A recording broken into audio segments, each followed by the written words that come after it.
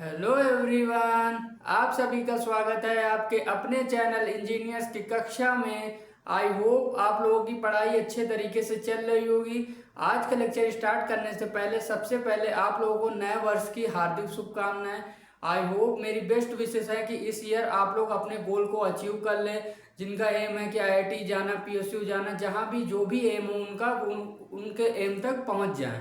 और आप लोगों ने न्यू ईयर में अच्छे से पार्टी की होगी और अपनी पढ़ाई भी कंटिन्यू रखी होगी, क्योंकि न्यू ईयर में हमने सिर्फ पार्टी तो करना नहीं है और फरवरी में हमारा एग्जाम है, तो हमको उसकी भी तैयारी अपनी कंटिन्यू करते रहना है। तो अब आज के लेक्चर में हम कुछ गेट में आए हुए क्वेश्चन, उससे कुछ मिलते जुलते क्वेश्चन को सॉल्व करेंगे। पीवाईक्यू नहीं है, कुछ ऐसे क्वेश्चन है जिन कॉन्सेप्ट से गेट में कई सारे ईयर में गेट में फ्रिक्वेंटली क्वेश्चन पूछे गए हैं। तो आज के सेशन में हम लोग कुछ टॉप मैं 10 क्वेश्चन आपके लिए लेके आया हूँ। टॉप 10 क्वेश्चन हम लोग सॉल्व करेंगे जिन टॉपिक से मोस्टली टाइम गेट ने क्वेश्चन को पूछा है और उन टॉपिक से कई बार गेट में क्वेश्चन रिपीट हुए हैं। तो ये पहले फिर से मैं बोले दे रहा हूँ, ये पीवाईक्यू नहीं है, गेट में आए हुए क्वेश्चन नहीं है। मोस्ट प्रोबेबिलिटी है कि इस ईयर इन्हीं टॉपिक से गेट में क्वेश्चन आ जाए या सेम क्वेश्चन भी पूछ सकते हैं, क्योंकि मैंने देखा है पिछले लास्ट ईयर में भी और लास्ट 25 ईयर या 10 ईयर का पेपर आप उठा के देख लो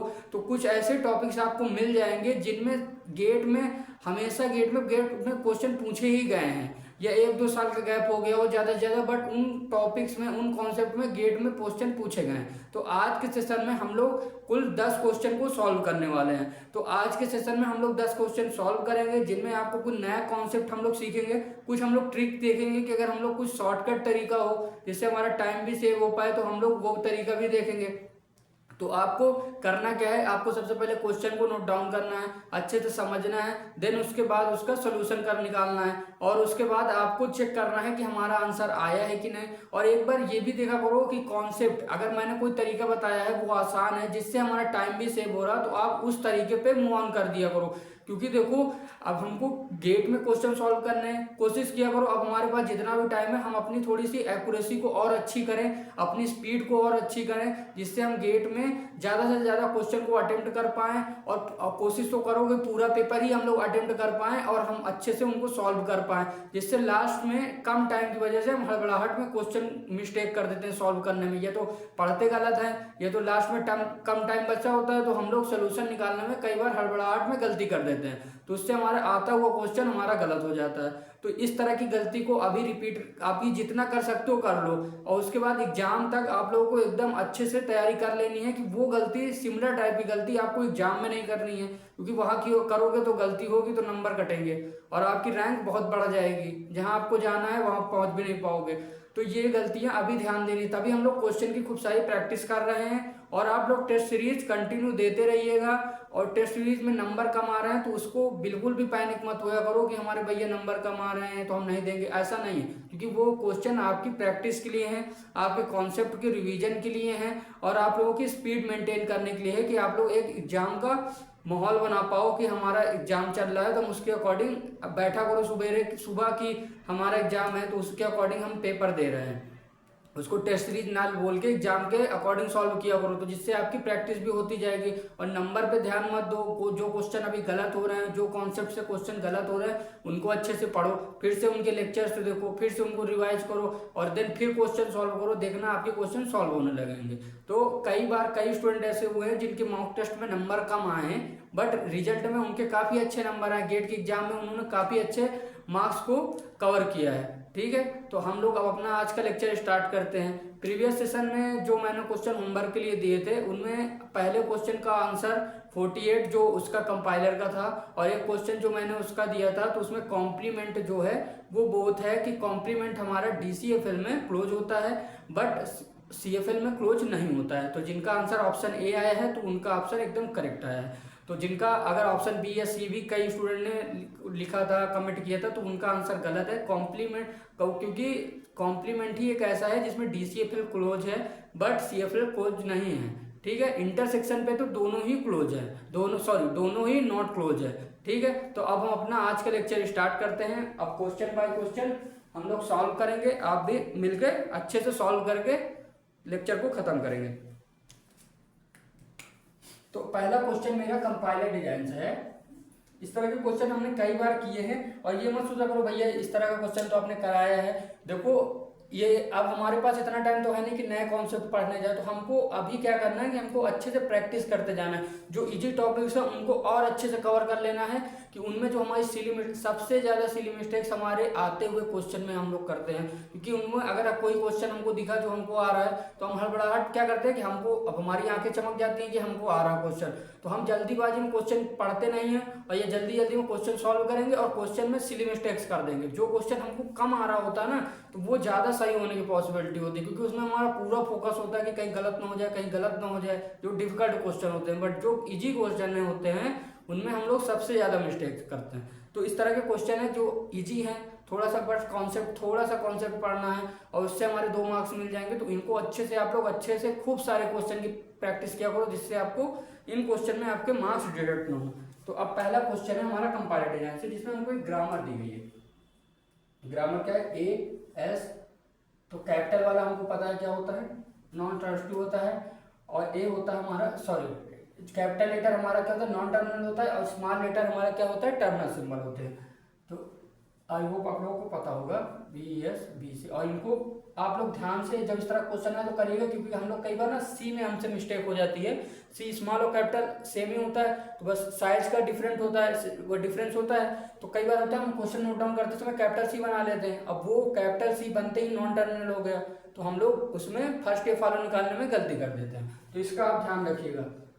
अब आगे चलते हैं, a times 2 plus a b epsilon, b पे आएंगे multiply b c epsilon c times 2 a d. अब इसमें पूछा है क्वेश्चन में कि what is the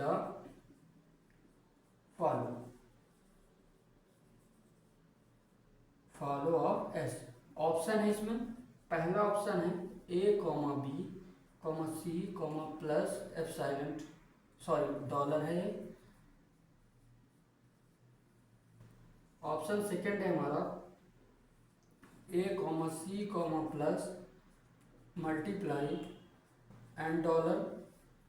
option third है हमारा बी कॉमा सी comma plus dollar, sorry dollar है ये। और ऑप्शन फोर्थ है हमारा नन। तो एक बार आप क्वेश्चन को सॉल्व करिए, सिंपल, इसमें हमको फॉलो ऑफ एस निकालना है। एक बार आप सॉल्व करो, देन हम इसको सॉल्व करते हैं।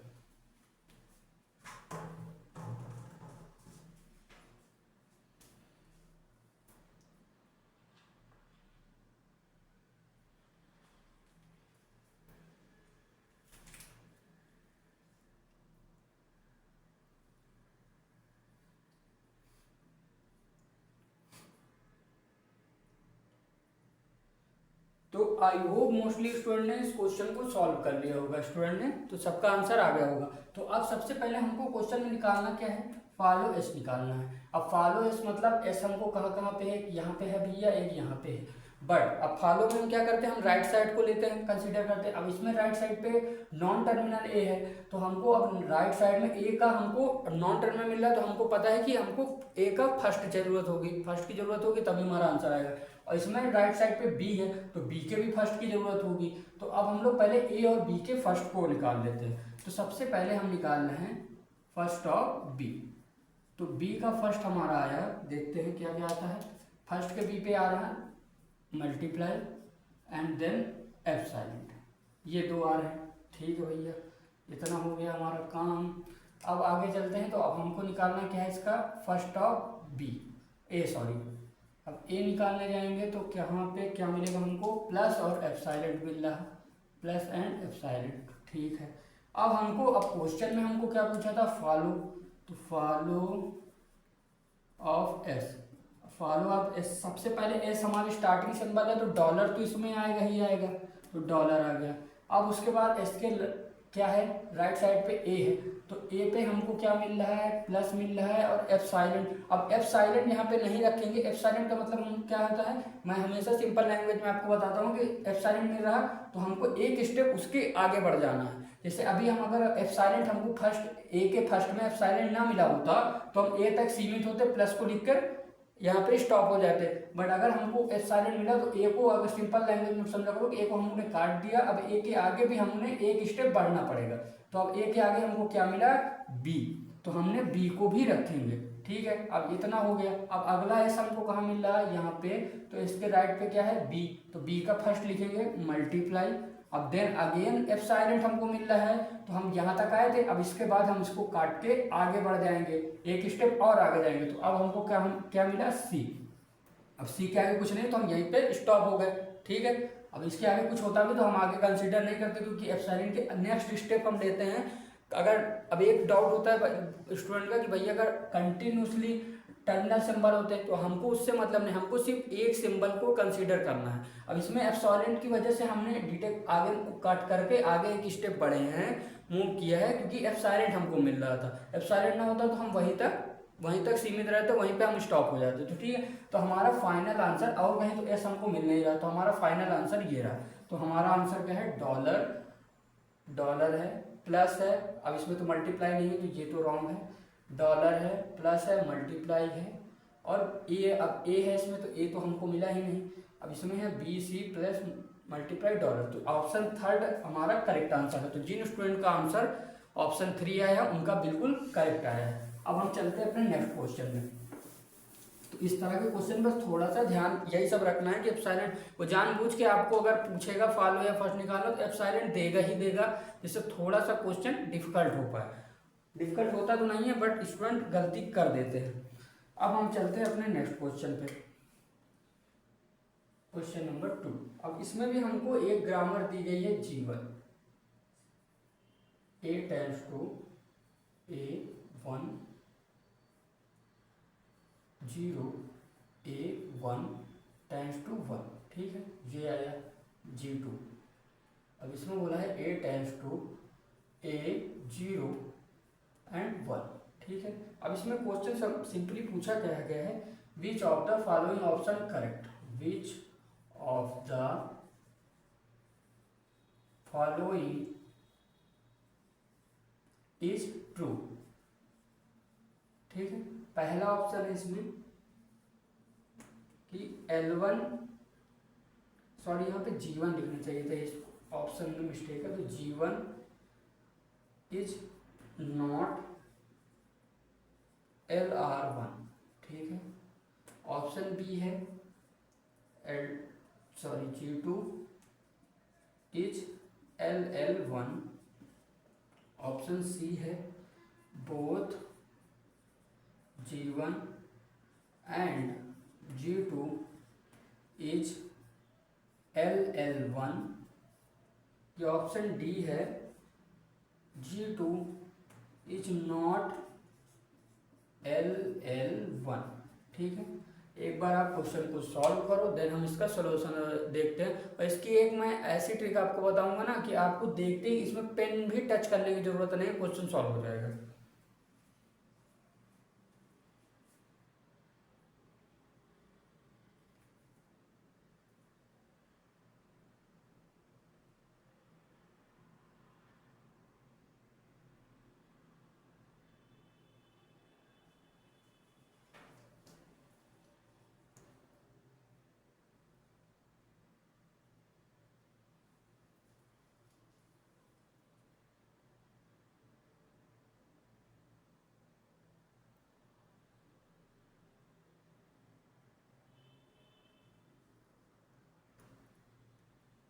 तो आई होप मोस्टली स्टूडेंट ने इस क्वेश्चन को सॉल्व कर लिया होगा। अब देखो, कई स्टूडेंट इस क्वेश्चन को सॉल्व करने लगे कि पहले भैया LR बोला है तो LR बना रहे होंगे, ये LL1 बोला है तो LL1 की टेबल बना रहे होंगे। बट यार देखो, थोड़ा सा इसमें दिमाग लगाना था, क्या इस क्वेश्चन में ये सब बनाने की नीड है क्या, बिल्कुल भी नहीं है। देखो, अब एक चीज़ पहले यहीं पे देखो, A टेंड्स टू A मिल रहा है, इसमें भी A टेंड्स टू A मिल रहा है। तो सबसे पहले तो यहाँ से हमको भैया पता चला कि लेफ्ट रिकर्सिव डिसेंट है, लेफ्ट रिकर्सिव पार्सर बन रहा है। लेफ्ट रिकर्सन की प्रॉब्लम है कि नहीं है, एकदम है, यहाँ पे भी है, यहाँ पे भी है। और दूसरी बात, जब लेफ्ट रिकर्सन है, अब यहाँ से हम ये भी देख रहे हैं कि यहाँ पे भैया एम्बिग्यूटी भी है, एम्बिग्यूटी है, साफ साफ पता चल रहा है कि A से G1 से हम मल्टीपल ट्री बना सकते हैं एक ही इनपुट के लिए। एक इनपुट होगा तो उसके हम देखो मल्टीपल ट्री यहाँ से बना सकते हैं। तो सबसे पहली चीज, अगर किसी भी, ये चीज समझ लो, अगर किसी भी ग्रामर में एम्बिग्यूटी है तो वो ना LL1 होगा ना LR1 होगा, जीरो SLR LALR कुछ भी नहीं होगा। ये चीज समझ में आया। तो सबसे पहले ही हमको पता चला कि जीवन तो हमारा नॉट LR1 है, ये बिल्कुल करेक्ट है, ठीक है, ये ऑप्शन हमारा गलत है। Both G1 G2 is LL1, ये भी गलत है। G2 इज नॉट LL1, तो G2 यहाँ पे हमको पता चल रहा है, यहाँ पे एम्बिग्यूटी तो नहीं है, बट यहाँ पे क्या है, लेफ्ट रिकर्सन की प्रॉब्लम है, लेफ्ट रिकर्सन की प्रॉब्लम है। तो यहाँ पे भी अगर लेफ्ट रिकर्सन है तो यहाँ पे भी LL1 नहीं होगा, क्योंकि LL1 में left recursion, right recursion, ambiguity ये सब अप्लीकेबल नहीं होते हैं। अगर ये सब प्रेजेंट हैं तो आपका ऑप्शन मतलब सॉरी LL1 होगा ही नहीं होगा। तो बस इतनी बेसिक सी प्रॉपर्टी अगर हमको पता थी तो इस क्वेश्चन में बिना पेन टच करे हम इसका आंसर टिक कर सकते थे। तो आई होप आप लोग समझ गए होंगे। तो अब ये चीज ध्यान रखना है कि अगर एम्बिग्यूटी है तो कुछ भी, कोई भी ग्रामर उसमें एग्जिस्ट नहीं करेगी, ना LR1 LALR1 SLR कुछ भी एग्जिस्ट नहीं करेगा, ठीक है। अब आगे चलते हैं। तो अगला क्वेश्चन है,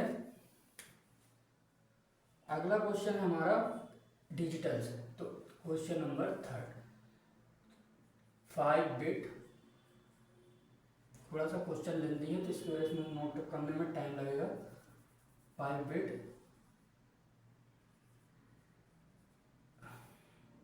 एसिंक्रोनस, 5 बिट एसिंक्रोनस काउंटर है, counter asynchronous counter is designed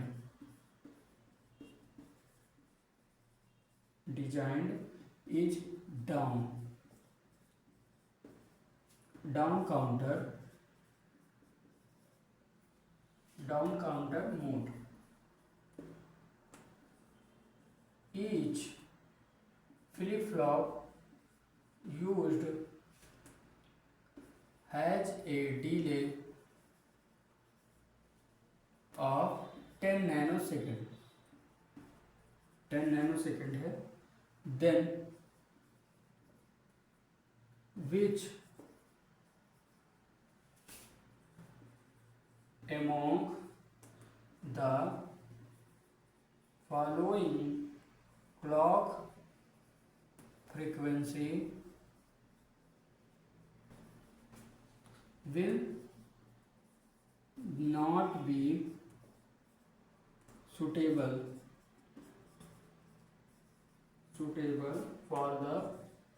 for this counter? Option है इसमें, पहला ऑप्शन है 25 मेगाहर्ट्ज, ऑप्शन बी है इसमें 15 मेगाहर्ट्ज, ऑप्शन सी है 50 मेगाहर्ट्ज, या ऑप्शन डी है 10 मेगाहर्ट्ज। तो एक बार आप क्वेश्चन सॉल्व करेंगे, देन हम उसके बाद इस क्वेश्चन का सलूशन करेंगे।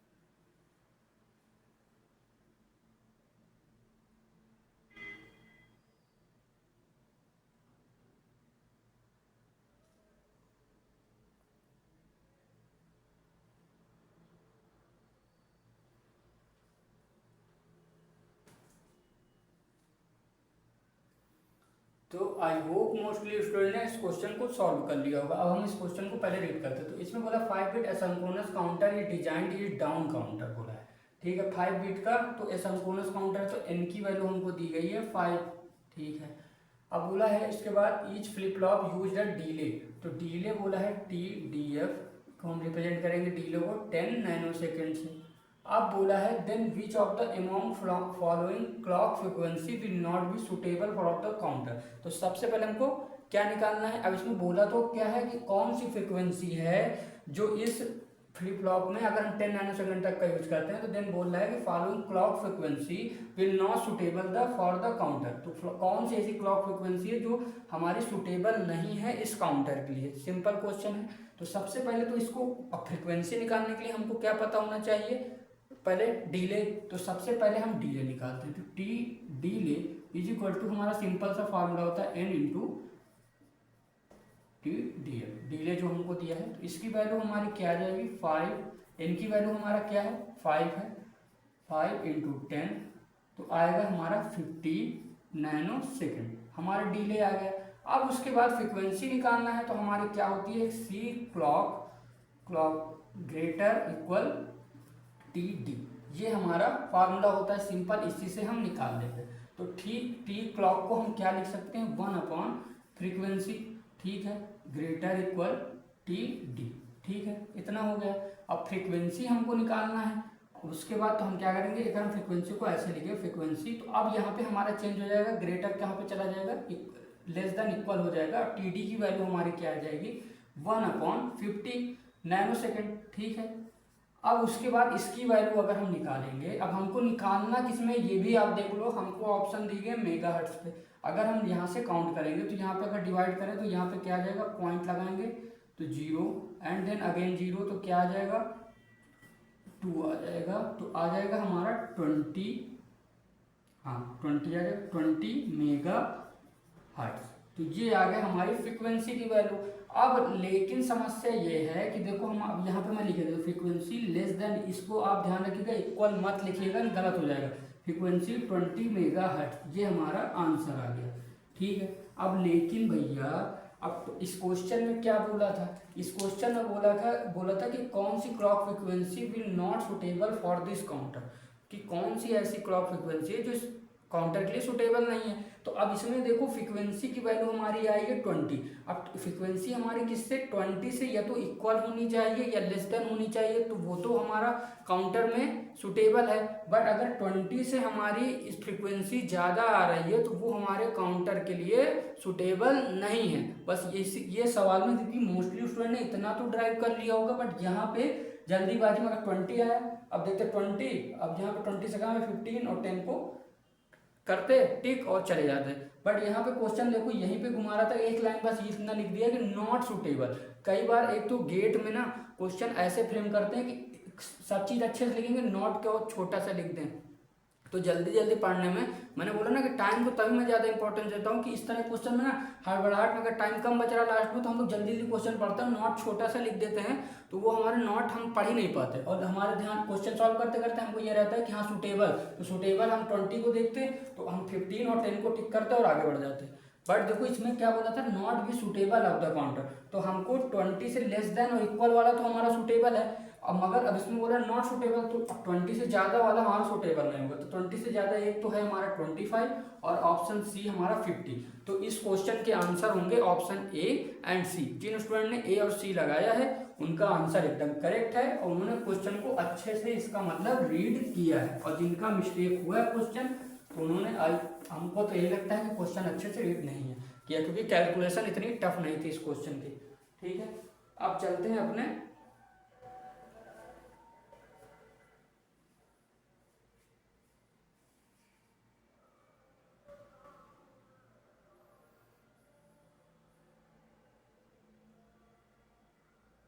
अब हम लोग चलते हैं नेक्स्ट क्वेश्चन पे। एक ये हमारा क्वेश्चन है डेटा स्ट्रक्चर से। अब इसमें बोला है कि हमको पोस्ट फिक्स एक्सप्रेशन, ठीक है। एक्सप्रेशन क्या है, ए comma B comma plus comma सी कॉमा डी कॉमा ई, उसके बाद है माइनस मल्टीप्लाई प्लस ही है प्लस तक है, ठीक है। तो यहाँ तक ये हमारा क्वेश्चन है। अब इसमें ये बोला है, ये हमारे चीज क्वेश्चन, अब इसमें बोला है what assignment of the variable हमको क्वेश्चन पता है क्या क्या है, A B C D E, variable the expression will be evaluated to 80। अब ऑप्शन देखो, पहला ऑप्शन है a is equal to 4, b is equal to 2, c is equal to 4, d is equal to 5 and e is equal to 2। ठीक है, अब option b है a बराबर 4, b is equal to 2, c is equal to 3, d is equal to e and e is equal to, sorry d is equal to e नहीं है, 6 है, e is equal to 2। Option c है a is equal to 4, b is equal to 2, c is equal to 3, d is equal to 5, e is equal to 1। ठीक है, option D. तो इसमें बोला है नन रखा है इसने। ठीक है, तो अब एक बार आप इस क्वेश्चन को सॉल्व करो। सिंपल पोस्टफिक्स एक्सप्रेशन है। इसमें ये बोला है कि कौन, इसको हम अगर सॉल्व करें, इसमें ए बी सी डी ई की कुछ वैल्यू रखे हैं जो हमको ऑप्शन में दिए हैं, तो कौन सी ऐसी वैल्यू रखने पे, कौन से ऑप्शन की ऐसी वैल्यू रखने पे कि आंसर हमारा लास्ट में रिजल्ट कर एवोल्यूट होके 18 आ जाए। एक बार आप सॉल्व करो, देन हम इसको सॉल्व करते हैं।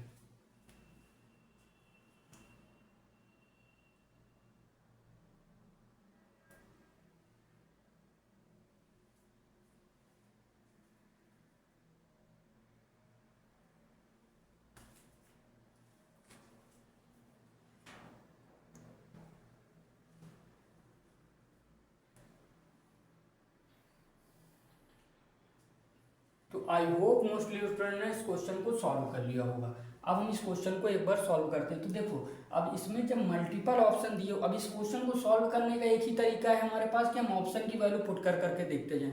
ठीक है, अब एक तो समस्या ये है कि अगर देखो ये एमएसक्यू आ रहा है तो आपको सारे ऑप्शन चेक करने पड़ेंगे। अगर सपोज करो किस्मत अच्छी है हमारी और एमसीक्यू दे दिया, ठीक है, तो एमसीक्यू दिया करे तो पहले एक बार ऑप्शन देख लिया करो। ऑप्शन में देखो ये गेट में ना देख लिया करो ऑप्शन कौन से जो सेम है। देखो यहाँ पे A4 है, ए में इसमें भी B2 है, C देखो इसमें भी 3 है।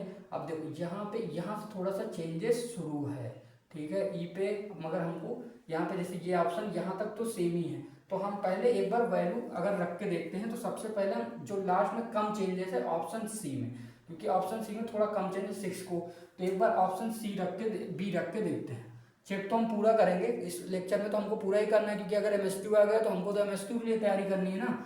और मोस्टली टाइम प्रोबेबिलिटी यही है कि एमएसक्यू ही इससे पूछेगा फंसाने के लिए। तो अब हम पहले ए की जगह रख लेते हैं 4, बी की जगह पे रखते हैं 2, सी की जगह पे रख लेते हैं 4, सॉरी एक बार लिखेंगे ए और बी की जगह 2 प्लस सी की जगह पे रखा 4, डी की जगह पे रखा 5, ई की जगह पे रखा 2, then minus multiply and plus. और हम इसको सॉल्व कैसे करेंगे? अपना वही पुराना सिंपल तरीका है स्टैक वाला, और उसी से ही जाएंगे।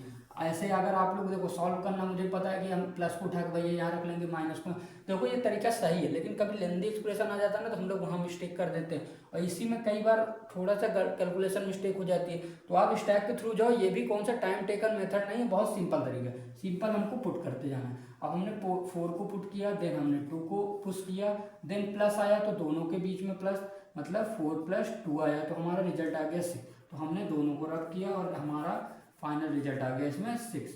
ठीक है, तो यहाँ तक आया भैया 6 आ गया।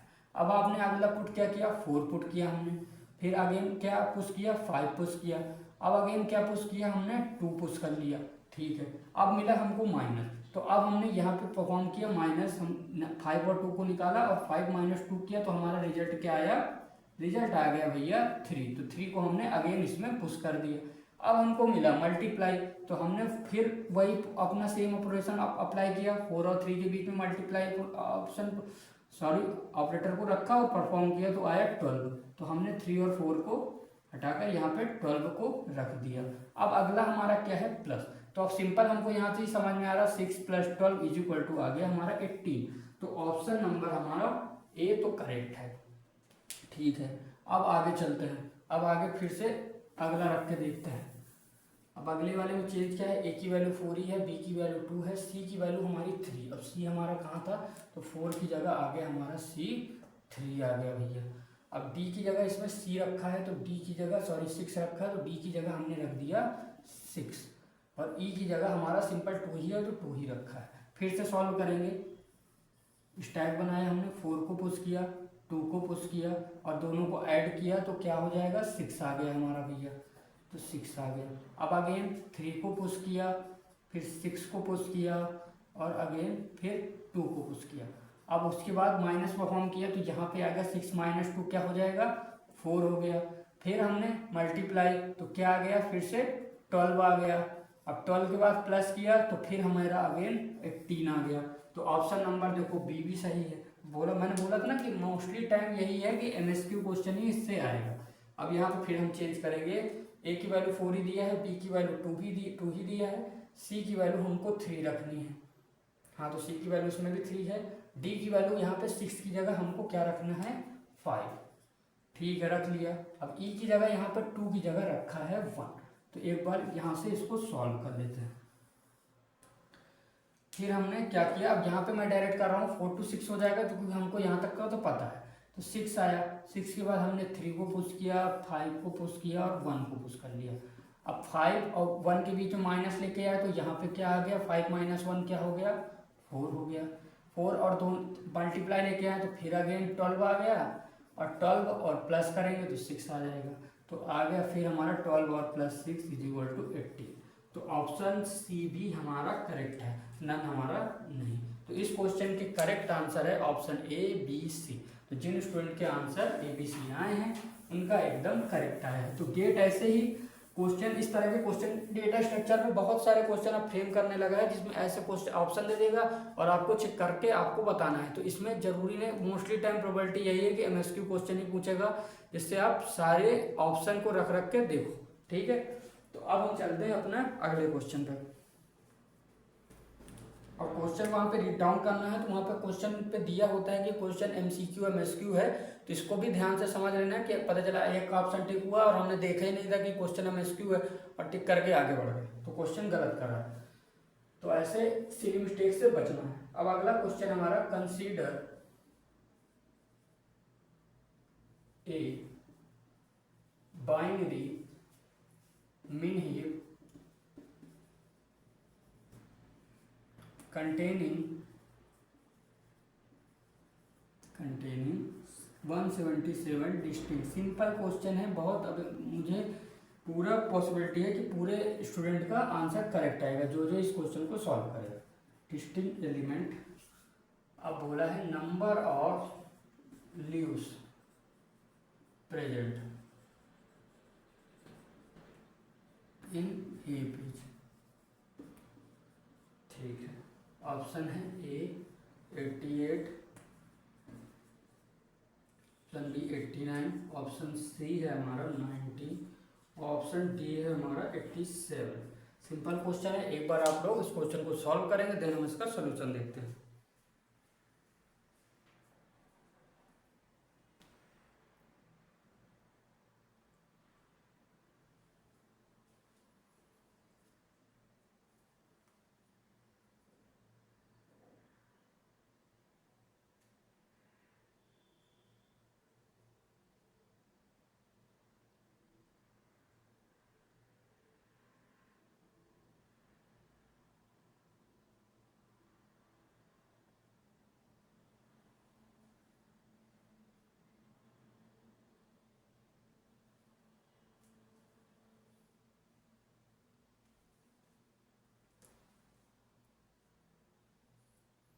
तो आई होप मोस्टली स्टूडेंट ने इस क्वेश्चन को सही सॉल्व कर लिया होगा। अब इस क्वेश्चन को सॉल्व करते हैं। देखो सबसे पहले हमको पता है कि बोला है मिन हीप है, तो बाइनरी मिन हीप है और बोला है क्या कि एक 177 डिस्टिंक्ट एलिमेंट इसमें हमको दिए गए हैं। तो नंबर ऑफ लीव्स बताओ प्रेजेंट। अब लीव्स क्या है कि रूट नोट उनके जैसे होते हैं ना उनके चाइल्ड, तो हमको लीव कितने हैं जैसे मानो अब हमसे बोला 3 है, तो अब जैसे एक नोट यहाँ पे एक यहाँ पे यहाँ पे, अब लीव्स कितनी हुई 2 हैं, साफ साफ समझ में आ रहा है। जैसे ये है ये है ये है और यहाँ पे ये, तो अब लीव्स कितनी 1 2 3 4 लीव्स हैं। तो वैसे ही बोला है कि 177 लीव एलिमेंट हैं। तो अब इसका एक देखो सिंपल, आप ट्री मत बनाने जाना कि 177 डिस्टिंक्ट है, सेम नहीं है, ये भी याद रखना। तो आप क्या करो कि पूरे ट्री बनाते चले जाओ 177 एलिमेंट का, डिस्टिंक्ट एलिमेंट का, तो वहाँ पे क्वेश्चन आपको बहुत एक तो हो भी जाएगा, तो क्वेश्चन आपका सॉल्व हो जाएगा, बट बहुत ज़्यादा आप टाइम वेस्ट कर दोगे। अब इसका एक सिंपल फॉर्मूला होता है कि जो देखो floor to element distinct element by 2 और फ्लोर वैल्यू इसमें लेंगे, ठीक है, लीव्स निकालने के लिए, नंबर ऑफ लीव्स निकालने के लिए। तो वैल्यू सिंपल पुट कर देना है। तो 177 बाय 2 फ्लोर वैल्यू, इसको आप सॉल्व करोगे तो आंसर आएगा समथिंग टू 8.5, तो 88.5 और हमको लेना है फ्लोर वैल्यू, तो हमारा आंसर करेक्ट आ जाएगा 88, जो कि ऑप्शन फर्स्ट हमारा इस क्वेश्चन का करेक्ट आंसर है। तो मोस्टली स्टूडेंट का आंसर आ गया होगा। बाय 2 इसलिए किया है क्योंकि हर नोड से 2 चाइल्ड एलिमेंट हमारे कंसीडर किया है, ठीक है। मिनी हीप है तो हमारे रूट पे क्या होगा, मैक्सिमम एलिमेंट हमारा प्रेजेंट होगा, ठीक है। अब चलते हैं अपने आगे नेक्स्ट क्वेश्चन पे। अब हमारा नेक्स्ट क्वेश्चन है डीबीएम से। सिंपल हमारा एक क्वेश्चन है, इसमें बोला है रिलेशन आर दिया गया है ABCDE, ठीक है। अब इसमें फंक्शन डिपेंडेंसी क्या क्या दी गई है, भैया A से BC दे दी है, BC से हमको दे दी गई है DE, ठीक है, और क्या दे दी गई है, B से C दे दी गई है, B से C। अब इसमें बोला है कि what is the normal form present, normal form of this relation present. Option है पहला सिंपल वही पुराने अपने किसी पिटे 1NF, ऑप्शन बी है हमारा 2NF, ऑप्शन सी हमको दे दी गई है 3NF और ऑप्शन डी हमको दे दिया गया है BCNF। एक बार आप क्वेश्चन सॉल्व करो, देन हम इसका सॉल्यूशन देखते हैं।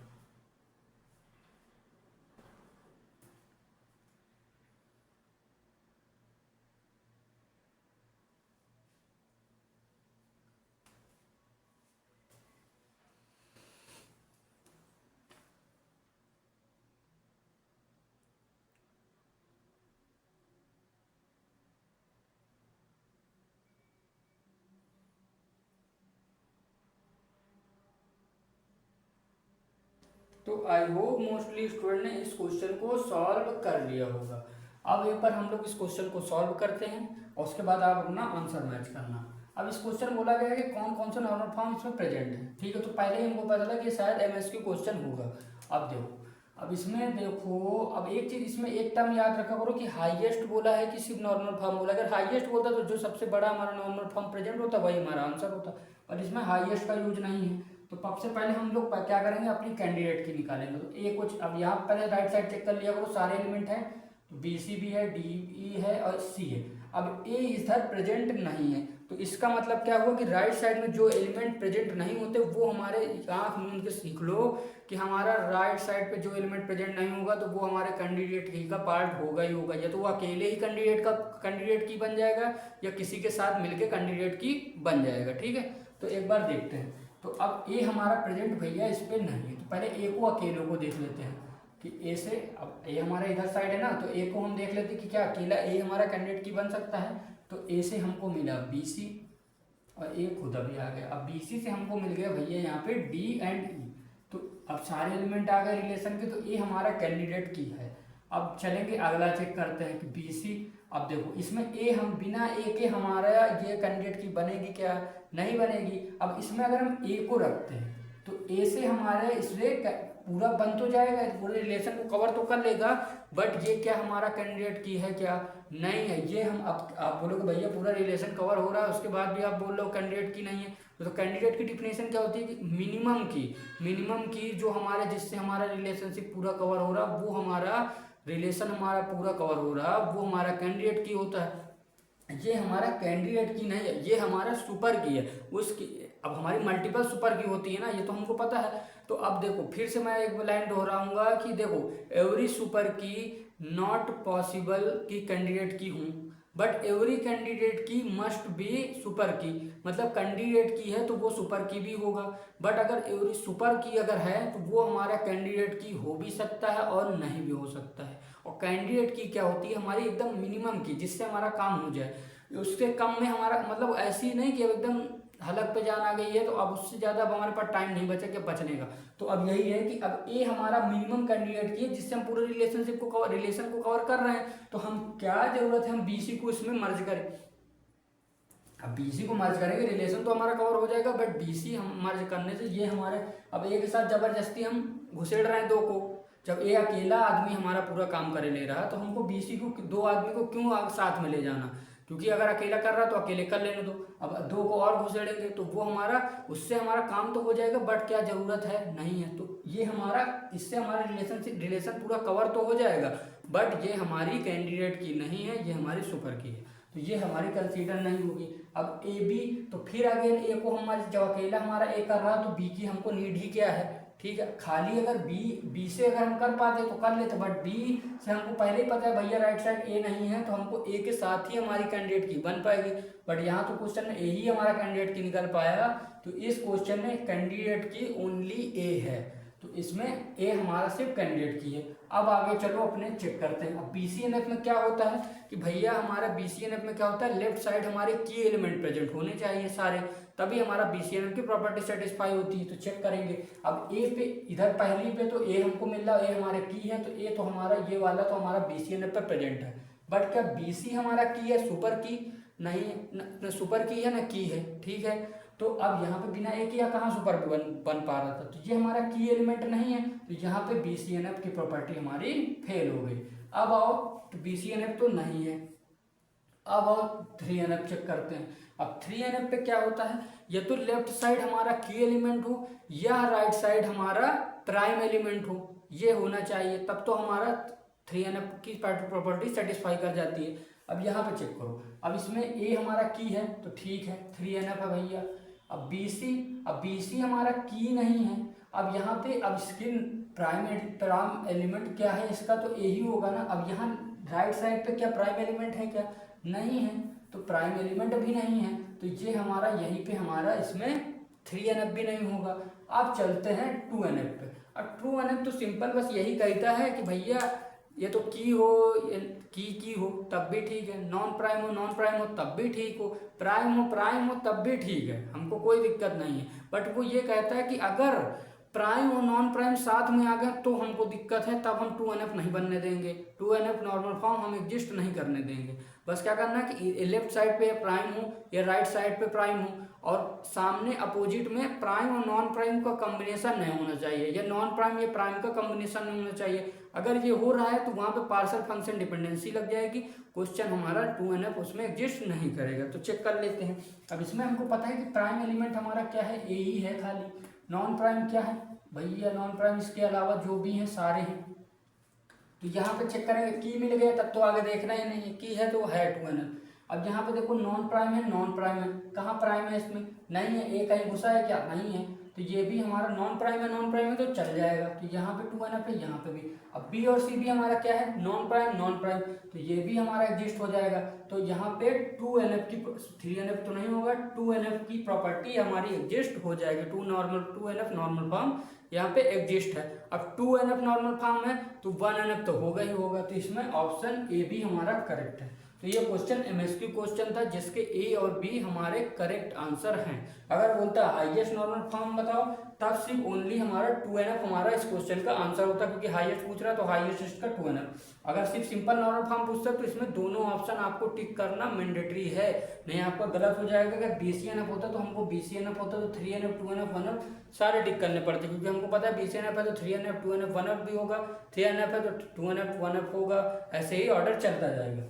बट ये नहीं कि 1NF है तो आपका 2NF 3NF सब हो जाएगा, नहीं, ये 2NF है तो 3NF और BCNF भी हो जाएगा। तो सबसे पहले आप लोग मैक्सिमम से चेक किया करो, BC रिलेशन कोई भी दिया हो तो पहले मैक्सिमम BCNF से स्टार्ट किया करो। BCNF क्योंकि इसलिए मैं बोलता हूँ, BCNF अगर होगा तो 3NF 2NF 1NF चेक करने की जरूरत है क्या, नहीं, सारे ही होंगे।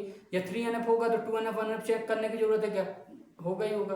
तो बस इसीलिए मैक्सिमम एलिमेंट से स्टार्ट किया करो, मैक्सिमम नॉर्मल फॉर्म से। अब हमारा अगला क्वेश्चन है इस क्वेश्चन में हमको एक दिया है ट्रांजेक्शन। तो ट्रांजेक्शन क्या बोल रहा है कि R1 है, इसमें x रीड कर रहा है, R2 रीड कर रहा है x, फिर राइट करा रहे हैं x को, ठीक है, फिर अगेन रीड करा रहे हैं y को, ठीक है, फिर हम क्या करा रहे हैं, राइट करा रहे हैं y को, और फिर हम क्या करा रहे हैं, रीड करा रहे हैं, जो सॉरी राइट करा रहे हैं x को। अब इसमें ये हमको ट्रांजैक्शन दिया है। अब बोला है कि विच of the option is correct, which option is correct, ठीक है। तो पहला ऑप्शन है इसमें ए, कॉन्फ्लिक्ट सीरियलाइज, कॉन्फ्लिक्ट सीरियलाइज को मैं शॉर्ट में लिख रहा हूँ सी एस एंड रिकवरेबल भी है, ठीक है। ऑप्शन बी है not C S but recoverable है, रिकवर कर सकते हैं इसमें। ऑप्शन सी पे आओ, सी एस है बट नॉट रिकवरेबल है, या ऑप्शन डी है हमारा सिंपल कि not C S and not recoverable.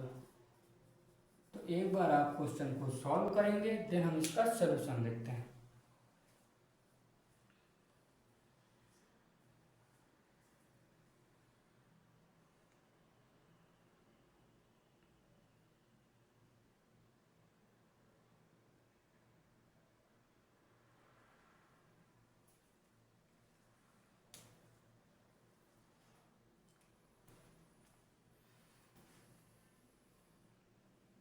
तो आई होप मोस्टली स्टूडेंट ने इस क्वेश्चन को सॉल्व कर लिया होगा। अब इस क्वेश्चन को हम सॉल्व कर, सबसे पहले तो हम लोग चेक करेंगे सी एस है कि नहीं। तो ट्रांजेक्शन कितने हो रहे हैं, 3, T1 T2 एंड T3, ठीक है, इतना हमने बना लिया। अब सबसे पहले क्या कर रहे हैं, राइट कर रहे हैं, तो राइट x, फिर क्या कर रहे हैं, राइट कर रहे हैं x पे T2 पे, फिर राइट कर रहे हैं x पे, ये हो गया। फिर क्या कर रहे हैं, रीड कर रहे हैं y पे, ये हो गया भैया। अब करा रहे हैं क्या, राइट करा रहे हैं y पे। अब क्या कर रहे हैं, रीड कर रहे हैं x पे, सॉरी राइट कर रहे हैं x पे। अब देखो, जिन्होंने ध्यान से इसमें देखा होगा तो पहले यहीं से समझ में आ जाएगा कि जहाँ पे साइकिल प्रेजेंट है, हम रीड से y पे राइट कर रहे हैं और अगेन राइट से फिर राइट कर रहे हैं। तो अब मगर सॉरी यहाँ पे तो y है, सॉरी एक बार हम लोग चेक कर लेते हैं, ठीक है, राइट y। तो पहले अपना बना लेंगे, कहाँ पे बना ले रहे हैं, T1 T2 और चेक करते हैं साइकिल प्रेजेंट है क्या यहाँ पे। अब हम यहाँ से पहले चेक करते हैं, तो राइट x कहाँ पे है, यहाँ पे है। T1 से हम T3 जा सकते हैं भैया, राइट से राइट पे जा सकते हैं, रीड से राइट पे जा सकते हैं। अब इस राइट पे आओ, तो ये भी हमारा देखो, अब ये देखो T2 हमारा T1 पे जा सकता है बिल्कुल राइट पे, और ये T3 पे भी जा सकता है। तो अभी साइकिल मिली नहीं मिली भैया, अभी तो नहीं मिल रही। अब देखो आओ, अब ये राइट से हम इस T3 पे जा सकते हैं, तो हाँ इस पे जा सकते हैं। तो अगेन हम लोग T1 से T3 तो जा ही चुके हैं, तो ये तो ठीक है। अब आगे आओ, अब यहाँ पे चेक कर लिया हमने, यहाँ पे सारा ठीक है, अभी सही जा रहा है हम लोग। अब इस राइट पे आओ, अब T3 से हम T2 पे जा सकते हैं क्या, बिल्कुल जा सकते हैं। और यहीं पे हमारा काम बिगड़ गया, क्योंकि हम T2 से एक बार जा चुके थे T3 पे, अब अगेन T3 से हम T1 पे चले गए, तो यहाँ पे क्या बन गई हमारी साइकिल। अब साइकिल बन गई, तो हमको पहले ये तो पता है कि नॉट CS है, तो CS वाले ऑप्शन तो हो गए गलत। अब ये दोनों ऑप्शन बचे। अब एक बार चेक कर लेते हैं रिकवरेबल है कि नहीं है। अब रिकवरेबल क्या होता है कि हमारा जो ट्रांजैक्शन है वो कंप्लीट हो जाए, उसके बाद कमिट करें। अगर देखो ये ट्रांजैक्शन अगर यहाँ पे हम कमिट कर रहे हैं, तो और उसके बाद हम ये, अब देखो यहाँ पे अगर हम इसको मानो कमिट कर दिए, ठीक है, और उसके दिन बाद फिर हम इसको कमिट करेंगे, तो अगर हमने कभी इसको इन फ्यूचर चेंज किया, पहले अगर हमने परफॉर्म किया, अब ये तो ये परफॉर्म करके कमिट हो गया, ठीक है, इसका काम खत्म। अब उसके बाद में हमने चोरी छुपे इसको फिर से चेंज कर दिया, तो यहाँ पे क्या परफॉर्म आ जाए, ये इरेगुलर प्रॉब्लम हो जाएगी। यहाँ पे ये तो ट्रांजेक्शन हमारे क्या हो जाएंगे, गलत हो जाएंगे। तो हमको ये चेक करना है कि यहाँ पे सही से हमारा रिकवर हो रहा है कि नहीं। देखो रीड है, कोई दिक्कत नहीं, राइट किया है तो इसमें कमिट लास्ट में ही हो रहा है। तो इसमें देखो अब यहाँ पे राइट कर रहा है, राइट कर रहा है, तो यहाँ पे ये देख रहे हैं कि कोई इरिगेबल की प्रॉब्लम नहीं आ रही है। सिंपल समझ में आ रहा है कि हम इसमें कहीं पे भी कमिट करेंगे तो हमारी कोई, अब यहाँ पे इसमें बोला नहीं है तो हम लास्ट में कमिट किए दे रहे हैं। यहाँ पे कमिट कर दिए, यहाँ पे कमिट कर दिए, तो हमको ये समझ में आया कि यहाँ पे हमारा रिकवेबल की प्रॉब्लम तो बिल्कुल भी नहीं है, एकदम सही चल रहे हैं हम लोग। तो यहाँ पे हमारा ऑप्शन क्या हो जाएगा, ऑप्शन नंबर हमारा बी इस क्वेश्चन का करेक्ट आंसर होगा। कि अब ना हमारा ये सी और सी एस तो नहीं है, बट रिकवेबल हमारा ये प्रेजेंट है, इसमें रिकवेबल वाली प्रॉब्लम कोई नहीं है, तो रिकवेबल इसमें है। तो ऑप्शन बी हमारा करेक्ट आंसर है इस क्वेश्चन का। तो आई होप आप लोगों में से मोस्टली स्टूडेंट ने इस क्वेश्चन को करेक्ट सॉल्व कर लिया होगा। अब हम चलते हैं अपने नेक्स्ट क्वेश्चन पे। तो नेक्स्ट क्वेश्चन है हमारा इंजीनियरिंग मैथमेटिक्स से। तो क्वेश्चन क्या है, इसमें हमको अल्फा एंड बीटा दिए गए हैं, दो अननोन, ठीक है। अब हमको इसमें ये देखना, मैं शॉर्ट में लिख रहा हूँ, इसमें इस इनफाइनाइट नंबर की कंडीशन बतानी, इनफाइनाइट नंबर ऑफ सॉल्यूशन की कंडीशन बतानी है और यूनिक की बतानी है, ठीक है। यूनिक नंबर ऑफ सॉल्यूशन, दोनों को ऑप्शन को हमको टिक करना है। अब इसमें हमको साइमल्टेनियस इक्वेशन क्या दी गई है वो मैं लिख दे रहा हूँ, x + 2y + z = 4, 2x + 4y + 3z = 8। अब अगला क्या है, 3x + 6y + alpha z = beta, ठीक है। यहाँ पे ये 8 है, ठीक है। अब आप इसमें पहले इनफाइनाइट की चेक करना, यूनिक की चेक कर लेना और ऑप्शन जो करेक्ट होगा उसमें टिक कर देना। तो अल्फा = 4, तो पहले पता चला कि MSQ क्वेश्चन है। ऑप्शन बी है हमारा अल्फा = 3, बीटा = 12। ऑप्शन सी है हमारा इसमें 4 और 12 है गया। तो alpha not equal to 3 and beta not equal to 12, ठीक है। ऑप्शन सी है इसमें डी, सॉरी, कि alpha not equal to 4 and beta not equal to 12, ठीक है। एक बार आप इस क्वेश्चन को सॉल्व करो, देन हम इसका सॉल्यूशन देखते हैं। सॉरी, यहाँ पे ऑप्शन में 10 कर दो, नहीं ठीक है।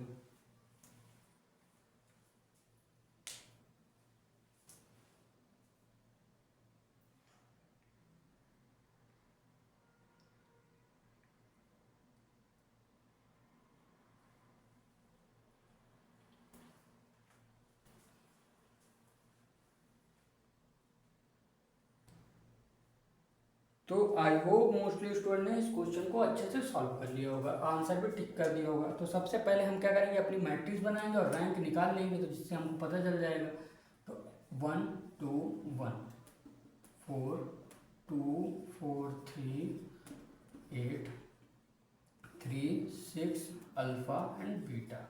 अब यार मैंने कई थोड़ा सा टीचर्स को भी देखा है कि जिसमें ना कई अननेसेसरी स्टेप हम लोग सॉल्व करते हैं कि भैया हम बहुत सारे मैंने चीज़ देखी। अब इसमें पूछा क्या है यार, इनफाइनाइट और यूनिक की कंडीशन पूछा है। तो इनफाइनाइट की कंडीशन क्या होता है, आर ए क्या होता है, लिख ही ले रहे हैं हम लोग। इनफाइनाइट की कंडीशन क्या होती है, इनफाइनाइट की भैया होती है आर ए पार्ट, ये हमारा, और RA/B पार्ट इक्वल होना चाहिए और लेस देन होना चाहिए नंबर ऑफ अननोन से। अननोन हमारे क्या है इसमें, XYZ। और यूनिक की क्या होती है कि RA इक्वल होना चाहिए RA/B से और इक्वल होना चाहिए नंबर ऑफ अननोन्स, ठीक है। तो इससे इक्वल होनी चाहिए। तो अब हमको इसमें हमको मोस्टली क्वेश्चन में देखो यार रैंक 2 ही आती है तभी इनफाइनाइट बन पाता है, 3x3 का मैट्रिक्स है। यूनिक क्या होगा, अब यूनिक की कंडीशन में तो हमको सिंपल पता होना चाहिए कि भैया रैंक 3 ही होगी दोनों की, तभी नंबर ऑफ अननोन्स के बराबर होगा। तभी तो यार, क्योंकि नंबर ऑफ अननोन्स कितने इसमें XYZ, तो 3 ही होगी रैंक, तभी हमारी नंबर ऑफ अननोन्स के बराबर होगी। अब इसमें दोनों पूछा है तो इनफाइनाइट में अब भाई 3 से लेस देन होगा तभी तो इनफाइनाइट का होगा ना। तो एक बार 2 की बना के देखो। अब इसमें देखते हो बहुत स्टूडेंट इन 2 को भी कई सारे जीरो करने लगते हैं, ऊपर के भी जीरो करेंगे मिनिमम बनाने का। अरे यार हमारा इसमें हमको सिंपल रैंक थोड़ी कोई मतलब मिनिमम थोड़ी पूछ रहा है हमसे, इसमें तो हमको 2 प्रॉपर्टी पूछा है, कौन सा ऑप्शन टिक करना है ये बताना है, करेक्ट बताना है। तो ठीक है, तो हमको क्यों बहुत अननोन जबरदस्ती के हम जीरो बनाने का ट्राई करें। कोशिश करो जितने में हमारा काम हो जाए उतना कर लेते हैं। तो हम पहले ये देखते हैं कि सबसे पहले देखो इसमें कुछ पैटर्न मिल रहा है। अगर हम यहाँ पे अगर R3 को हमको जीरो बना लेते हैं तो R3 पे, क्योंकि तभी अल्फा और बीटा की कुछ वैल्यू हमको मिलेगी। अब R3 में हम क्या करें कि R3 माइनस अगर हम 3 का मल्टीप्लाई कर दे R1 में तो क्या होगा, तो क्या होगा चेक कर लेते हैं। यहाँ पे इसमें तो कोई चेंज नहीं, 1 2 1 4। अब यहाँ पे आया 2 4 3 8 आ गया। अब यहाँ पे R3 तो 3 का मल्टीप्लाई 3 में किया 0, 3 2 जा 6 0, और यहाँ पे 3 तो आया अल्फा माइनस 3। ठीक है, अब यहाँ पे क्या आ जाएगा, 12 का 4 का मल्टीप्लाई किया 12 हो गया, तो बीटा माइनस 12। ठीक है, ये आ गया हमारा। तो अब यहाँ पे देखो कि देखो अब यहाँ पे अब इन 2 को भी हम जीरो बना सकते हैं, 2 का मल्टीप्लाई करें तो इन दोनों को जीरो बन जाएगा। बट यार देखो इससे अब ये 3 को जीरो बना लेंगे क्या, नहीं बना पाएंगे। अगर इस 3 को जीरो बनाने जाएंगे तो इन दोनों पे वैल्यू आ जाएगी। तो यहाँ पे हमको साफ साफ समझ में आ रहा है कि हमारी रैंक यहाँ पे आर ए पार्ट हमारा कितना आ गया, 2 आ गया। सॉरी, अब यहाँ पे अब इससे ज़्यादा हम इसको मिनिमाइज नहीं कर सकते। अब यहाँ पे देखो पहले चेक कर लेते हैं इनफाइनाइट की कंडीशन। अब इनफाइनाइट की कंडीशन में हमको पता है कि भैया रैंक ए और रैंक बराबर रैंक ए बाई बी होना चाहिए और लेस देन होना चाहिए नंबर ऑफ अननोन्स के। तो अगर रैंक हमको अगर अल्फा की वैल्यू -3 = 0 है तो अल्फा की वैल्यू हमारी 3 आ जाएगी, और बीटा की वैल्यू आ -12 = 0 है तो बीटा की वैल्यू आ जाएगी 12। अगर हम अल्फा की वैल्यू 3 पुट कर दें और बीटा की वैल्यू 12 पुट कर दें तो यहाँ पे क्या हो जाएगा, यहाँ पे भैया दोनों जगह पे 0 आ जाएगा। अब दोनों जगह पे 0 आ जाएगा तो इन दोनों की रैंक क्या हो जाएगी, रैंक हो जाएगी भैया अगर इन दोनों अगर हम पुट करें अल्फा = 3 और बीटा = 12 तो हमारी आर ए की वैल्यू आ जाएगी 2 और आर ए बाई बी की रैंक की वैल्यू आ जाएगी 2, और किससे होगा, लेस देन होगा नंबर ऑफ अननोन से। तो हमको इतना तो समझ में आ गया। तो अब हमारा पहला ऑप्शन इनफाइनाइट वाले के लिए पूछा था, तो अल्फा की वैल्यू 3 और बीटा की वैल्यू 12, तो ऑप्शन बी हमारा करेक्ट हो गया। अब इस क्वेश्चन में अभी हमसे क्या पूछा था, यूनिक की बताओ। अब यूनिक में अगर हम देखो सिंपल इसी से हमको पता है, अगर थोड़ा सा स्टूडेंट अब बहुत सारे स्टूडेंट ने तो ऐसे ही टिक कर दिया होगा यूनिक की, हमको पता है कि अल्फा ≠ 3 होगा और बीटा ≠ 12 होगा तभी हो पाएगा। क्योंकि अगर अल्फा ≠ 3 और बीटा ≠ 12 रखेंगे हम, तो हम यहाँ पे हमारी इसकी अगर हम अल्फा ≠ 3 और बीटा ≠ 12 रखेंगे तो हमारी रैंक की वैल्यू कितनी आ जाएगी भैया, 3 आ जाएगी, और रैंक ए बाई बी की वैल्यू आ जाएगी 3, और किसके इक्वल हो जाएगा, नंबर ऑफ अननोन्स हमारे कितने हैं, 3। तो हमारा ऑप्शन क्या होगा, ऑप्शन सी भी हमारा इस क्वेश्चन का करेक्ट आंसर होगा। तो इस क्वेश्चन का करेक्ट आंसर है ऑप्शन बी और सी। अब इस क्वेश्चन में मुझे एक चीज़ यही आपको बोलनी है कि अननेसेसरी जीरो बनाने के चक्कर में मत पड़ा करो, जितने पे आपका काम हो जाए उतने पे हो जाए और करके आगे बढ़ जाओ टिक करके ऑप्शन। यानी कि जबरदस्ती के हम जीरो बनाने पे तुले हुए हैं। तो हमको तो बताया मिनिमम बताना, मिनिमम मैट्रिक्स बनाना पड़ेगा, तो ना बनाओ ना, जितने में हमारा काम हो जा रहा क्या है। अब इससे हमारा तो क्वेश्चन सॉल्व होगा, क्यों हम फालतू के ऊपर वाले स्टेप सॉल्व करें। ठीक है, अब अगले क्वेश्चन पे हम लोग चलते हैं। एक हमको क्वेश्चन दिया गया बाइनरी सर्च से, ठीक है। वैल्यू क्या दी गई है इसमें, 2 9 15 21 30 49 72 86 95 एंड 109, इतनी हमको वैल्यू दी गई है। अब इसमें बोला है यूजिंग बाइनरी सर्च, ठीक है। अब बोला है द नंबर ऑफ कंपैरिजन बताने हैं, number of comparison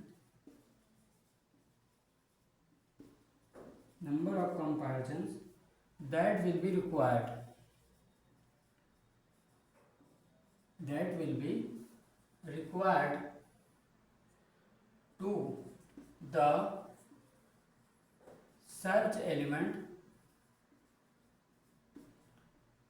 86 are question mark. Finally search का सिंपल क्वेश्चन है, सिर्फ सर्च करना है और बताना है हमको 86 को सर्च करने में हमको कितने नंबर ऑफ कंपैरिजन की जरूरत पड़ेगी।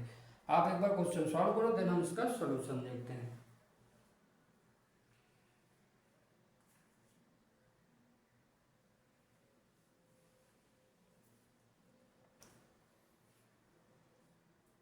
तो आई होप मोस्टली स्टूडेंट ने इस क्वेश्चन को सॉल्व कर लिया होगा। अब देखो बाइनरी सर्च पे हमको सिंपल पता होता है क्या होता है, स्टार्टिंग एंड लास्ट को ऐड करके 2 से डिवाइड करते जाते हैं तो बीच का हमको स्टेट मिल जाती है। और हम ये चेक कर लेते हैं कि अगर हमारा एलिमेंट हम जो सर्च कर रहे हैं वो मीन उस जो बीच का हमारा एलिमेंट है उससे लेस देन है कि उससे ग्रेटर है। और बाइनरी सर्च में ये चीज़ ध्यान रखना, जो हमको एलिमेंट दिए जाएंगे वो ऑलरेडी मतलब ऑलवेज सॉर्टेड होंगे। अगर गेट में कंफ्यूज करने के लिए कोई ऐसी हमको एरे दे दी जाती है जो सॉर्टेड नहीं, तो आपको क्या करना है, सबसे पहले आपको एरे को सॉर्टेड ऑर्डर में अरेंज करना है, देन उसके बाद उसको सर्च करना है। सॉर्टेड ऑर्डर में असेंडिंग या डिसेंडिंग आपकी मर्जी है, कर लेना, बट मोस्टली टाइम ऐसा हुआ नहीं है। बट मोस्टली जब गेट में क्वेश्चन आता है तो सॉर्टेड ऑर्डर में ही दिया जाता है, या तो असेंडिंग में या डिसेंडिंग में, इससे आपका क्वेश्चन आराम से सॉल्व हो जाए। तो अगर नहीं दिया हुआ है तो आप पहले सॉर्ट करना, देन नंबर ऑफ कंपैरिजन निकालना, नहीं तो आपका क्वेश्चन गलत हो जाएगा। अब बाइनरी सर्च पे अब सबसे पहले हमसे बोला है 86, ठीक है, तो पहले हम अपनी एरे यहीं पे बना लेते हैं। ये हमारी सपोज करो एक एरे है, ठीक है।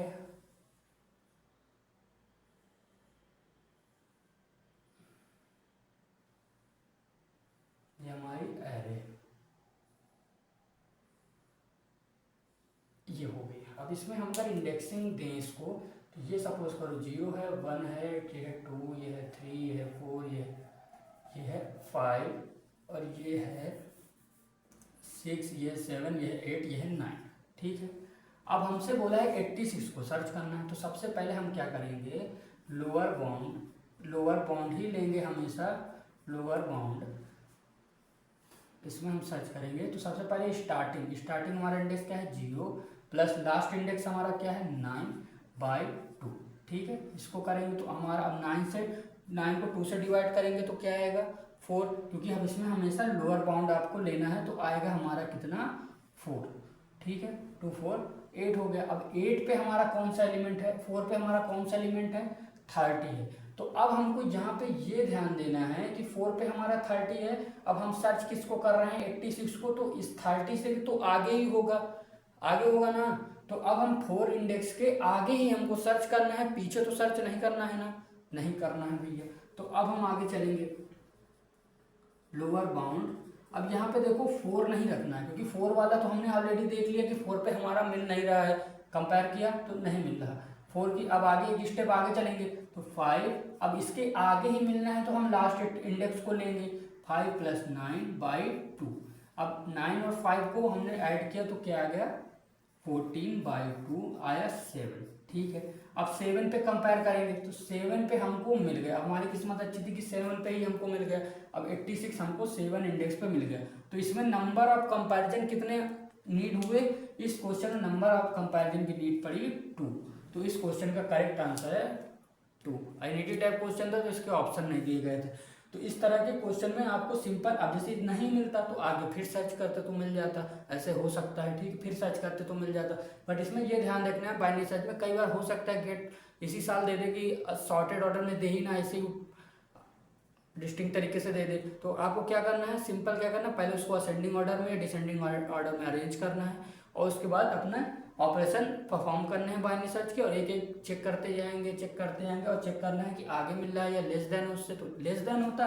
अब भैया अगर लेस देन होता तो 5 की जगह पे हम क्या करते, तो 9 की जगह पे हम ले लेते 5 से कम ले लेते 5 ले लेते, और यहाँ पे 0 की जगह पे ले लेते, सॉरी हम 0 तो लेते ही लेते, और यहाँ पे 5 जैसे हमारा आया था 4, तो 4 पे अगर हम सपोज करो, यहाँ पे मैं बता दे रहा हूँ, अगर सपोज करो हम 86 की जगह हमको सर्च करना होता भैया 9 सर्च करना होता, तो फिर हम कैसे करते, तो 9 सर्च करना होता तो हम ऐसे करते कि सबसे पहले हम चेक करते, तो हमारा रिजल्ट पहले वाले में क्या आया था, लोअर बाउंड पे 0 + 9/2 करते तो हमारा रिजल्ट क्या आ गया था 4 पे हमने चेक किया 30 आ गया। अब 30 हमारा कंपेयर किया तो नहीं मैच कर रहा, तो अब हमको ये पता है 9 हमारा 30 से लेस है, तो इधर लेफ्ट साइड पे ही होगा। तो अब हम क्या करेंगे, अब 4 हम यहाँ पे लेंगे लोअर जीरो। अब इसको क्योंकि हम इधर साइड चेक कर रहे हैं तो हम अब 9 तो हमारा काम से गया, क्योंकि वो आगे तो हमारा है ही नहीं। तो 4, अब 4 को हमने चेक कर लिया तो हम लेंगे क्या 3 को। तो 3/2 कितना आता, आता हमारा 1 ही आता है एक बार, क्योंकि हम लोअर बाउंड ले रहे हैं तो 2 1 0। तो 1 पे हमारा 9 मिल रहा है भैया। तो अब भी हमारा नंबर ऑफ कंपैरिजन में किस्मत से 2 ही आ रहा है। नंबर ऑफ कंपैरिजन हमारे कितनी ज़रूरत पड़ी, तो मैंने दोनों केस आपको समझा दिए कि आपको कैसे सॉल्व करना है। तो इस तरह के क्वेश्चन अगर आ रहे हैं गेट में तो आपको बढ़िया से आराम से क्वेश्चन को सॉल्व करना है और आंसर टिक कर लेना है। अब हम चलते हैं अपने अगले क्वेश्चन पे और आज के सेशन के लास्ट क्वेश्चन पे। अब एक क्वेश्चन हमको सिलेक्शन सॉर्ट प्रॉब्लम से हमको दिया गया, सिलेक्शन सॉर्ट, ठीक है, प्रॉब्लम है। अब हमको एक सिलेक्शन सॉर्ट में एरे दिया गया है 15, 90, 30, 21 और दिया है 46, 52, 13 एंड दिया है 2 एंड दिया है 14, ठीक है। ये हमको एक एरे दी गई है।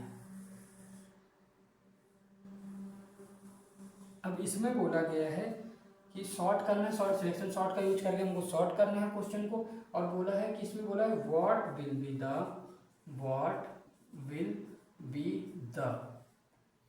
Fifth element after fourth pass के बाद हमारा फिफ्थ एलिमेंट क्वेश्चन में हमारा एरे में क्या होगा। तो आप एक बार इस क्वेश्चन को सॉल्व करो, देन हम इसको सॉल्व करा जाए।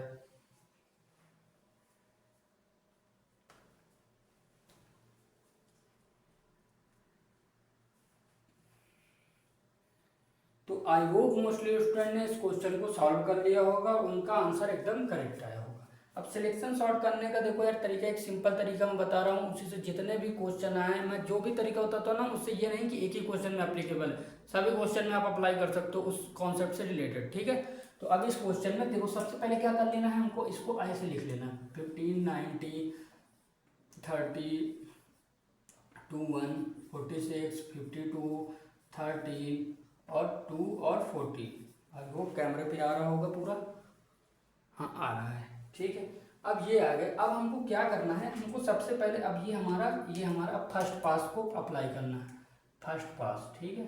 तो अब फर्स्ट पास में हम क्या करेंगे, सबसे पहले हम अपने स्टार्टिंग एट इसको देखेंगे एलिमेंट को 15 और इसको अब सबसे मिनिमम एलिमेंट से स्वैप कर देंगे। किससे, उससे मिनिमम एलिमेंट से, सबसे मिनिमम जो होगा उससे स्वैप कर देंगे।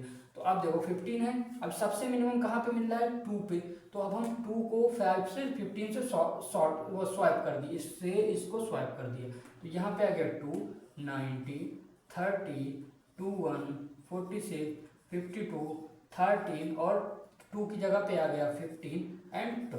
तो ये आ गया हमारा फर्स्ट पास। अब हमारा क्या है सेकेंड पास, अब सेकेंड पे क्या, फिर अब जो पहला एलिमेंट आ गया उसको अब छोड़ देना है, वो तो हमारा सॉर्टेड जगह पे आ गया है, क्योंकि 2 देखो इस पूरी भी एलिमेंट में 2 सबसे छोटा है तो सबसे ऊपर आ गया। अब पहले एलिमेंट को काम हो गया तो पहले एलिमेंट को हमको टच नहीं करना। अब दूसरे पे आओ, अब 90 देखो सबसे मिनिमम कौन सा है, सबसे मिनिमम भैया है 13, तो हमको 19 को किससे सॉल्व करना है 13 से, तो कर देते हैं। 2 है तो यहाँ पे आया 13, यहाँ पे आया 30, यहाँ पे आया 21, यहाँ पे आया 46, यहाँ पे आया 52 और 13 की जगह पे लिख सकते हैं 90 और 15 और 14। तो ये हमारा सेकंड पास भी कंप्लीट हो गया, ठीक है। सॉरी इसको अभी हमने काउंट किया है। अब हम आते हैं अपने थर्ड पास, थर्ड, ठीक है। तो अब पहला और दूसरा तो हमारा सॉर्ट हो गया, अब पहला भी हो गया दूसरा। अब 30 पे आओ, 30 से सबसे लेस कौन है 14, तो 30 को हम किससे सॉल्व करेंगे 14 से, कर देते हैं। तो 13, 30 को सॉल्व कर रहे हैं हम 14 से, तो आया 14, 21, 46, 52, 90, 15 और 30 को हमने 14 से सॉल्व किया तो आया 30।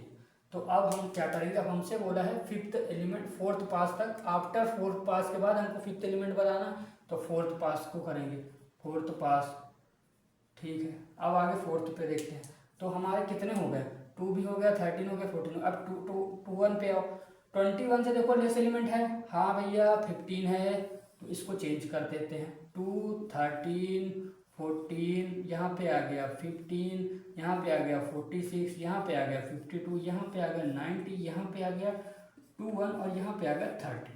अब आगे हम इस क्वेश्चन को सॉल्व नहीं, ऐसे ही आपको अगर सॉल्व करते आएंगे तो लास्ट में हमारी जो पूरी एरे है वो हमारी सॉर्टेड ऑर्डर में आ जाएगी। बट हमसे क्वेश्चन में पूछा गया था आफ्टर फोर्थ पास के बाद फिफ्थ एलिमेंट क्या है, तो फोर्थ पास हमने कंप्लीट कर लिया। अब फोर्थ पास के बाद हमसे पूछा गया था फिफ्थ एलिमेंट, तो फिफ्थ एलिमेंट चेक करेंगे। अब इसको इंडेक्स कैसे देते हैं हम, 0 1 2 3 4 5 6 7 8, ठीक है।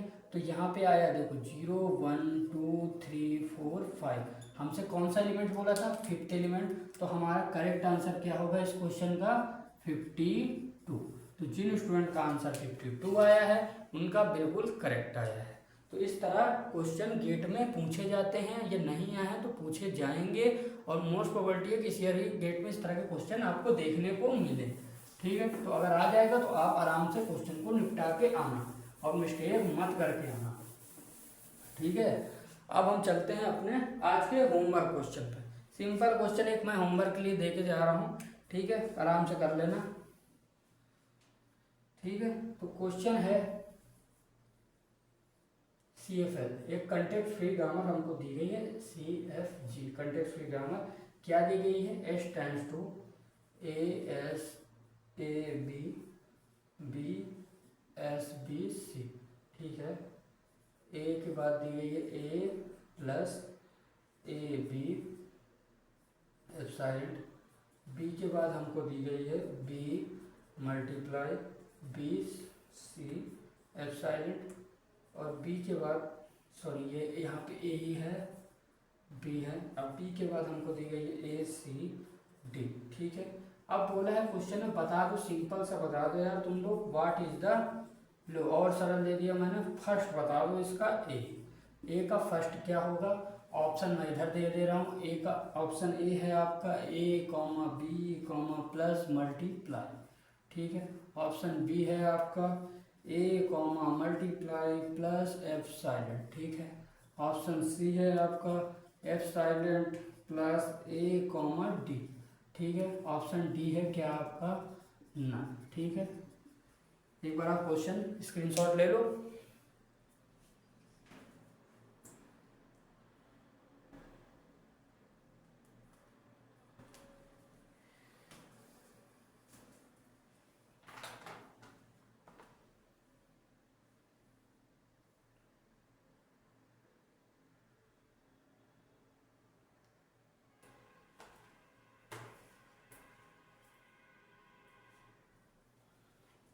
तो आई होप आप लोगों ने क्वेश्चन नोट डाउन कर लिया होगा। तो आई होप आज के लेक्चर में आपने काफ़ी इन्जॉय किया होगा, आपने क्वेश्चन की अच्छे से प्रैक्टिस की होगी, हमने कुछ कॉन्सेप्ट देखे, कुछ कॉन्सेप्ट से रिलेटेड उनसे क्वेश्चन देखे, ठीक है। तो मैं कोशिश यही करता हूँ कि क्वेश्चन जिनको थोड़ा सा कॉन्सेप्ट भी क्वेश्चन के हिसाब से रिवाइज करते चले, तभी मैं पता है थोड़ा सा हमारा तभी लेक्चर लेंदी हो जाता है, ठीक है। तो आपको क्या करना है, ऐसे ही क्वेश्चन की प्रैक्टिस कंटिन्यू रखना है, खूब सारे क्वेश्चन की प्रैक्टिस करते रहना है, और उसमें वैरायटी ऑफ क्वेश्चन आपको चेक भी करते रहना है कि इससे और क्या गेट क्वेश्चन पूछ सकता है, इससे क्या फ्रेम हो सकता है। क्वेश्चन रिपीट नहीं होता बट कॉन्सेप्ट तो वही है ना, तो कॉन्सेप्ट वही होगा तो क्वेश्चन उन्हीं से घुमा फिरा के पूछता रहता है। और अब टाइम काफ़ी कम बचा है, फरवरी में एग्जाम है तो 1 मंथ ही बचा है, तो आपको बस क्या करना है, बढ़िया से प्रैक्टिस करते जाना है, खूब ढेर सारा रिवीजन करते जाना है और क्वेश्चन को फोड़ते जाना है, ठीक है। अब आप जो मैंने होमवर्क क्वेश्चन दिया है आप लोग इसका आंसर मुझे कमेंट पे बताना, और लेक्चर आपको कैसा लगा है वो भी आप कमेंट बताना, एक हार्ट बना देना अगर आपको लेक्चर अच्छा लगा हो। अब हम लोग मिलते हैं नेक्स्ट लेक्चर में कुछ अच्छे गेट के क्वेश्चन के साथ, कुछ न्यू क्वेश्चन के साथ, और कुछ ऐसे क्वेश्चन मैं लेके आऊँगा जो मोस्ट प्रोबेबिलिटी है कि इस ईयर ही गेट में पूछे जाएँ, और मैं कोशिश करूँगा कि जल्दी जल्दी आपको लेक्चर डिलीवर कर पाऊँ। तो आप लोग बस अच्छे से रिवीजन करना, अपनी हेल्थ का भी ध्यान रखना है, ठंड बहुत पड़ रही है तो आप लोगों को बीमार नहीं होना है, और अब न्यू ईयर के सेलिब्रेशन में ही मत पड़े रहना, क्योंकि अगर उसी के चक्कर में रहोगे तो फिर रिजल्ट वाले दिन अच्छे सेलिब्रेशन आपका हो जाएगा। तो अब हम लोग मिलते हैं नेक्स्ट लेक्चर में, आप अपना ध्यान रखिएगा, अच्छे से आप लोग मेहनत करते रहिएगा। Thank you so much.